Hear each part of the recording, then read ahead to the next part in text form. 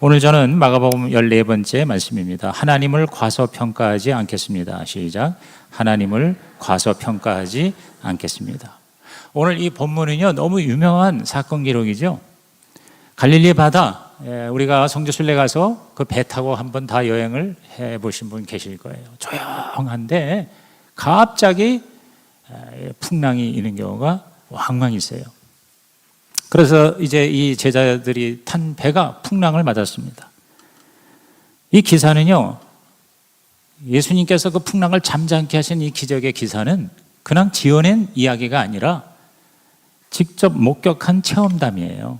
베드로 수제자가 체험한 사건을 그의 영적인 아들인 마가, 이 마가복음을 쓴 저자인 마가에게 다 이야기해서 그거를 듣고 기록한 기록인 것이죠. 이 사건에서 우리는 우리의 눈을 번쩍 뜨게 하는 세 가지 교훈을 얻게 됩니다. 첫째 레슨은 뭐냐? 그리스도의 능력. 시작. 그리스도의 능력입니다. 예수 그리스도가 정말 위대한 능력의 하나님이신 것을 알게 됩니다. 자연도 통제하시고 초월하시는 하나님이시구나 하는 것을 깨닫게 돼요. 엄청난 광풍이 일어나는데 예수님이 잠잠하라 한마디 하니 즉시 바람이 그치고 고요해졌습니다. 이런 사실을 믿지 못하는 사람은 하나님의 능력을 과소평가하는 자입니다. 하나님이 천지 창조한 거는 믿겠는데 이렇게 자연을 지배하는 기적, 초자연의 기적은 믿지 못한다. 왜 그러냐? 하나님 자신이 자연 법칙을 어길 리 없다고 생각하기 때문일 거예요. 근데 여러분, 기적이 초자연의 역사가 일어났다고 해서 자연 법칙과 원리가 무효화되는 게 아니거든요. 오히려 자연의 원리보다 더 큰 원리를 주관하시는 하나님을 보여주는 사건인 것이죠. 여러분, 하나님은 자연을 지으셨지만 자연보다 더 위대하신 분이고 더 크신 분이에요. 여러분이요, 하나님을 고백할 때 하나님에 대해서 자꾸 참 하나님의 모습을 확실하게 선포하는 것이 굉장히 신앙생활에 도움이 돼요. God is great. 하나님은 위대하시다. 하나님은 위대하시다. 또 God is sovereign. 하나님은 모든 것을 주관하신다. 이것이 여러분에게 하나님에 대한 강력한 확신이 되기를 바라요. 하나님에 대해서 우리가 반드시 믿고 고백해야 할 그러한 하나님의 속성입니다. 하나님은 창조 세계를 거부하는 게 아니라 오히려 창조성을 더 확증해 주기 위해서 자연을 초월하는 기적을 우리에게 보여주시는 거거든요. 남태평양 열도의 어느 미개인이요, 생전 한 번도 보지 못한 비행기를 보았어요. 하늘에 날아가는 어마어마한 쇳덩어리, 믿을 수가 없는 거예요. 이야, 이건 기적이다. 이 미개인은요, 중력의 원리를 용어도 모르고 내용도 잘 모르지만 경험적으로는 알고 있죠. 돌을 던지면 떨어지고 자기가 높은 곳에서 뛰어내리면 위험하다는 것을 경험적으로 알고 있습니다. 그런데 이 중력의 법칙을 초월하는 어마어마하게 큰 쇳덩어리 비행기가 떨어지지 않고 하늘을 난다? 이건 중력 법칙에 어긋나는 게 아니냐, 있을 수 없는 얘기 아니냐. 근데 우리는 잘 알고 있죠. 비행기는 중력의 법칙보다도 더 큰 부력의 원칙이 작용하기 때문에 날아가는 거 아닙니까? 비행기 날개 아랫부분의 공기 속도가 위의 속도보다 느리기 때문에 압력차가 생겨서 부력이 생기고 그 부력의 힘으로 엄청난 무게의 비행기가 공중으로 뜨고 날아가는 거죠. 저는요, 비행기 탈 때마다 정말 하나님도 위대하시지만 인간도 대단하다 생각을 해요. 얼마나 큰 쇠로 만든 비행기, 그 안에 수백 명이 타고 짐은 또 얼마나 많아요. 그 수백 톤, 수천 톤 되는 비행기가 이게 뜬단 말이죠. 그래서 저는 비행기 탈 적에 딱 그냥 최고의 속도로 이제 이륙할 때마다 주여 떠야 됩니다. 떴다. 옛날에는 소리도 지르려고 그랬는데 전 창피하니까 속으로 할렐루야 떴습니다. 야, 난 비행기 탈 때마다 신기해요. 어떻게 그거를 인간이 만들어서 그렇게 띄운다 이 말이에요. 인간의 창조성의 이론이 하나님은, 인간을 만드신 하나님은 얼마나 위대하신 하나님일까요? 그러니까 비행기 타면서 은혜를 받아요. 여러분, 자연 법칙과 과학의 원리는 우리가 아는 이 세상, 즉 우리가 4차원의 세계라고 그러죠. 자, 우리가 점, 그 다음에 면, 그 다음에 공간, 그 다음에 시간, 이게 4차원이란 말이에요. 근데 이 4차원의 세계가 다가 아니라는 걸 우리는 압니다. 물리법칙이 지배하는 이 세계와 다른 더 큰 영적 세계가 있음을 우리는 압니다. 그게 몇 차원인지는 모르겠어요. 그게 뭐 7차원, 8차원, 9차원이 될는지는 모르나 아무튼 자연 법칙, 이 법칙을 지배하는 또 다른 차원 높은 세계가 있음을 안다 이거예요. 우리는 하나님을 믿는 자로서. 그렇기 때문에 기적이라는 것은 자연계와 물리법칙을 무효화하는 게 아니라 오히려 더 큰 하나님이 계시다, 하나님의 능력이 위대하시다라는 것을 보여주는 사건인 것입니다. 그렇기 때문에 하나님께는요, 기적이요, 바로 상식이에요. 하나님한테는 기적이 바로 자연스러운 일이죠. 공중에 떠있는 비행기를 미개인만 이상하게 생각하지 우리는 너무나도 상식적이고 당연한 것으로 받아들이는 것과 마찬가지라는 것이죠. 그러므로 저와 여러분이 이 세상에 살지만 예수 믿는 자는요, 그 하나님의 세계가 있다는 걸 알고 그 세계를 들락달락하면서 살아가는 삶을 사는, 다시 말해서 이 땅에 살지만 하나님의 나라를 살아내는 사람이 바로 저와 여러분, 믿으시면 아멘 하시기 바랍니다. 이 사건을 통해서 우리는 예수님은 단순한 인간이 아니라 위대하신 하나님이라는 거죠. 더 중요한 건 그 예수 그리스도의 능력이 오늘날에도 동일하게 일어날 수가 있다고 믿을 수가 있는 것이다 이 말이에요. 왜? 성경은 예수님은 어제나 오늘이나 영원토록 동일하시다고 말씀했기 때문입니다. 정말 예수님의 능력을 믿는 자는 기적이 상식이 될 줄로 믿습니다. 사실 우리가요, 막 수련회를 가는데 비가 너무 많이 막 몰려올 것 같을 때 힘을 앞에서 성도들이 기도해가지고 비가 멈춘 이런 일들은요 너무 많아요. 사실은 여러 가지 우리 가운데는 우연인 것 같지만 하나님께는 자연이고 필연이고 상식인 사건, 이게 바로 기적입니다. 우리가 기도할 때 응답이 일어나는 거, 이거 우연이 아닙니다. 그것은 필연인 것입니다. 우리한테는 이상하고 부자연스럽고 놀라운 사건도 주님께는 너무나도 자연스럽고 당연한 일상이라고 하는 사실, 예수 그리스도께서 하나님으로 모든 것을 주관하시는 능력의 주님이심을 정말 믿는 자라면 저와 여러분도 이러한 하나님의 역사를 경험할 수가 있는 것이죠. 주님은요, 감기를 고치는 것이나 암을 고치는 것이나 사실상 차이가 없죠. 오늘 그 예수 그리스도, 능력의 하나님, 기적의 하나님, 저와 여러분에게도 일어나시기를 주의 이름으로 축복합니다. 그래서 오늘 우리 첫 번째 한번 따라 합시다. 예수님은 하나님이십니다. 능력의 하나님이십니다. 이것을 우리가 오늘 다시 한번 새롭게 깨닫고 그 하나님을, 그 예수님을 찬양하시기를 주의 이름으로 축복합니다. 두 번째, 예수님의 꾸짖음입니다. 예수님의 꾸짖음. 자, 우리 39절과 40절 다 같이 읽어봅니다. 시작. 예수께서 깨어 바람을 꾸짖으시며 바다더러 이르시되 잠잠하라 고요하라 하시니 바람이 그치고 아주 잔잔하여지더라. 이에 제자들에게 이르시되 어찌하여 이렇게 무서워하느냐, 너희가 어찌 믿음이 없느냐 하시니. 그 광풍을 꾸짖으시니 잠잠했는데 제자들을 또 꾸짖으셨어요. 그 꾸짖음은 뭐냐? 믿음에 관한 것이었어요. 왜 믿음이 없느냐? 너희가 어찌하여 믿음이 없느냐? 38절에요. 제자들이 선생님이여 우리가 죽게 된 것을 돌보지 아니하시나이까 그랬어요. 여러분, 이 제자들이, 저는 여기서 뭘 깨달았냐면 몇 년이나 따라다녔는데 아직도 예수님을 선생님으로만 지금 인식하고 있다는 거예요. 정말 우리 하나님, 나의 하나님, 정말 우리의 주인님, 나의 구세주이신 주님, 이렇게 고백하지 않고 라삐요, 선생님이요, 우리가 죽게 된 것을 돌보지 아니하시나이까 그랬어요. 예수님을 따라와서 주님과 함께 간다고 하는데 광풍이 일어나는데 배가 뒤집힐 판인데 예수님은 나 몰라라고 잠만 자고 있다 이거죠. 우리도 세상을 살면서 원망을 많이 합니다. 주님께 순종하고 최선을 다하며 여기까지 왔는데 일이 안 되고 지금 죽을 지경이 되었다는 것이죠. 이럴 때 우리는 자꾸 원망하기가 쉬워요. 여기 여러분, 우리 이 제자들이요, 우리가 죽게 되었나이다라고 우리 주님께 부르짖은 이건 잘한 일이에요. 그런데 그 다음에가 잘못한 거예요. 왜 우리를 돌보시지 아니하시나이까 라고 원망하는 겁니다. 이럴 때 주님께서 왜 너희는 믿음이 없느냐. 여기서 이 믿음이라는 거는 우리가 구원받는 그런 믿음 이상의 믿음을 말하는 거예요. 죄 사함 받아서 구원받는 그 믿음, 그것뿐만 아니라 각종 위기에서 건져주시고 자유케 하시는 그러한 구원자이신 주님을 왜 믿지 못하느냐. 여기에 대해서 예수님께서 지적을 하신 거라고 봅니다. 그동안 예수님께서 그런 위기 가운데 인간을 구원하신 모습을 수없이 보여주셨거든요. 병 걸린 사람 고쳐주셨죠. 귀신 들린 사람 자유케 하셨죠. 배고픈 사람 오병이어로 먹여주셨죠.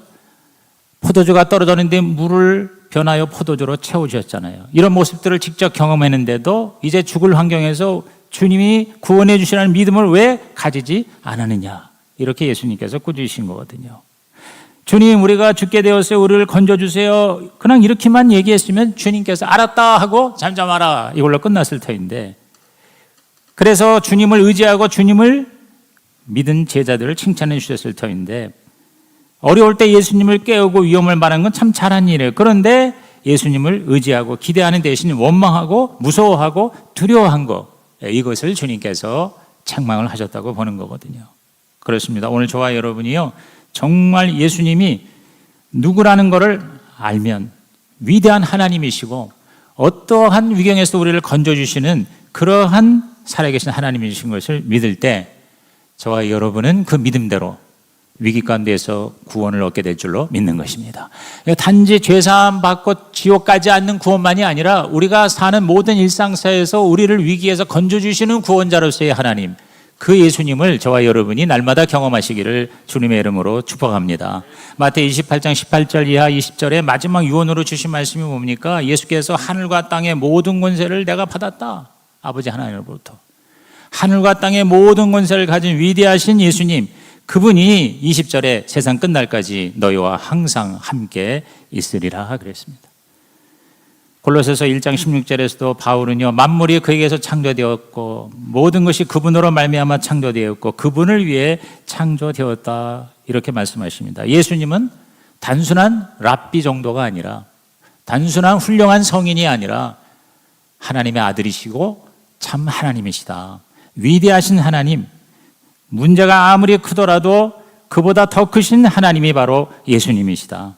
예수님 안에서 만물이 창조되고 그를 통해 그를 위해 그에 의해 만들어졌다. 창조자, 구원자, 치유자이신 예수께서 저와 여러분의 모든 문제와 아픔과 슬픔과 고통과 질병과 죽음까지도 해결해 주시는 참 하나님이시다. 여러분, 그 하나님을 저와 여러분께서 절대 놓치지 마시기를 주의 이름으로 축복합니다. 그러므로 우리는 예수님이 하나님이십니다. 시작. 예수님은 하나님이십니다. 이런 고백과 함께 주님이 나를 책임져 주십니다. 시작. 주님이 나를 책임져 주십니다. 이렇게 고백을 해야 한다는 것이죠. 세 번째는 제자들의 두려움입니다. 제자들의 두려움.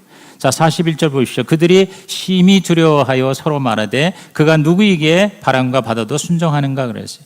심히 두려워했다고 그랬어요. 영어로 terrified라고 그랬어요. 이건 아주 공포 수준입니다. 지금 풍랑을 보고 무서워했던 이 제자들이요, 예수님을 보고 무서워하는 거예요. 왜? 말 한마디로 막 배가 뒤집혀져서 정말 끔찍한 그런 혼란이 순식간에 잠잠해지는 거 보고 깜짝 놀라고 뭐라고 얘기합니까? 그가 누구이기에 그랬어요. 그가 누구이기에 바람과 바다도 순종하는가 그랬어요. 풍랑을 보고도 무서워했지만요, 더 무서운 게 뭐냐면 친밀하고 따뜻한 예수님이었는데 말 한마디로 이 풍랑을 잠잠케 하는 그 예수라는 이분이 과연 누구이기에. 저는 여기서 뭘 깨달았냐면 제자들이 아직도 멀었구나. 예수님을 주님이라고 하나님이라고 고백하는 대신에 선생님이요 이렇게 고백을 한 것과 그 다음에 이렇게 기적을 일으킨 그 예수님에 대해서 오히려 뭐냐면 공포 정도가 되는 두려움을 가지고 있었다는 것이죠. 무슨 얘기입니까? 제자들이 예수님을 믿고 안다고 하지만 과소평가했다는 것입니다. 우리도 마찬가지입니다. 하나님의 권세와 능력을 과소평가하는 경향이 자기도 모르는 새에 있는 거예요. 여러분, 하나님은 우리가 생각하고 믿는 것보다 훨씬 더 위대하신 분임을 정말로 깨닫고 믿으시기를 주의 이름으로 부탁을 드립니다. 하나님의 능력은 우리가 생각하는 것 이상으로 크십니다. 하나님의 사랑은 우리가 생각하는 것보다도 훨씬 큰 사랑입니다. 하나님의 지혜는 우리가 생각하는 것보다 더 위대하고 크십니다. 진짜 하나님은요, 우리가 믿는 것보다 훨씬 더 크신 분이에요. 그래서 제가 자꾸 얘기하는 거예요. 생각을 믿지 말고 말씀을 믿으라는 거예요. 우리는 자꾸만 내 생각 안에 하나님을 가두는, 하나님을 이렇게 갇힌 모습으로 생각할 때가 참 많습니다. 정말 성경의 하나님이 아니라 정말 존재하시는 하나님이 아니라 내가 생각하는 하나님을 믿는 경향이 많다는 것이죠. 그러니까 그 하나님이 뭐예요? 별로 힘이 없는 거예요. 너무 왜소하고 무력하고 인정머리가 없고 어떻게 보면 바보스러운 것 같아요. 왜? 내가 그 하나님을 과소평가한 내 생각에 하나님에 갇혀 있는 거예요. 그런 하나님을 믿고 있으니 우리 주위에 있는 사람들이 우리를 통해서 하나님을 믿을 수가 있겠냐는 거죠. 그 모자라는 하나님을 왜 믿고 싶어 하겠냐 이 말이죠. 그러므로 저와 여러분은요, 나를 위해서나 하나님을 위해서나 또 우리 VIP를 위해서도 진짜 하나님을 만나시고 믿으시기를 주님의 이름으로 축복합니다. 예수님을 과소평가하지 말고 정말 참 하나님, 예수님 그대로 하나님, 그분을 우리가 받아들이는 그런 믿음의 결단과 고백과 훈련이 필요하다는 것입니다. 여러분, 예를 들어서 우리가요, 하나님이 어떤 분이고 그 하나님으로 구원받은 내가 나의 정체와 신분과 자화상이 어떤 거라는 것을 알면 알수록 우리의 삶에 하나님의 능력과 권세가 풍성해진다는 거죠.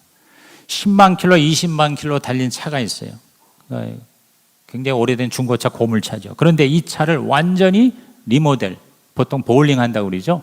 완전히 리빌트를 했습니다. 정기적으로 관리를 잘한 것은 물론 그 안에 있는 중요한 부품을 완전히 다 새 것으로 바꿔버렸어요. 마모가 될 만한 작은 부품도 다 새로 갈았습니다. 그것을 아는 사람은 겉은 오래된 중고차지만, 고물차지만 새 차와 전혀 다를 바가 없어요. 오히려 새 차보다 더 잘 나갑니다. 휘파람을 불면서 얼마든지 속도를 내고 가고 싶은 거를 즐기면서 다 돌아다닙니다. 근데 그걸 모르고 그냥 겉에 보니 고물차예요. 중고차예요. 모르는 사람에게 차를 맡기니까 이 20만 킬로 달린 이 고물차이니까 걱정이 드는 거예요. 차를 탈 때마다 조심하고 불안하고 조금 이상한 소리만 나도 걱정을 하는 거예요. 그래서 100km 이상 달리는 고속도로에 달리지 못하고 30km, 40km 저속으로 달립니다. 여러분, 왜 같은 차를 다르게 대합니까? 그 차를 정확하게 모르기 때문이라는 거죠. 오늘 저와 여러분이 믿는 하나님을 정확히 알면 알수록 우리들의 신앙과 생활은 뭐요? 하나님의 나라가 될 줄로 믿는 것이죠. 근데 아무리 오래 신앙생활하고 교회를 다녀도 하나님이 정말 어떤 분인가를 깨닫지 못하고 그 하나님의 사랑으로 구원받은 내가 어떤 존재인가를 알지 못하면은요, 여전히 변함이 없는 삶을 살게 된다는 것이죠. 그래서 우리 지난번에 부흥회 때도 강사님이 항상 강조한 게 상 공부를 통해서 하나님이 과연 누구시냐를 정확히 알아라. 그리고 예수 믿는다는 게 뭐고, 그리고 예수 믿는 사람이 어떤 삶을 살아야 하는가를 정확하게 알게만 하면 우리의 삶이 달라질 수 있다. 할렐루야. 그래서 저와 여러분이 하나님을 과소평가하는 자가 되지 말고 우리의 영안이 열려서 진짜 하나님의 모습을 날마다 새롭게 만나시기를 주님의 이름으로 부탁을 드립니다.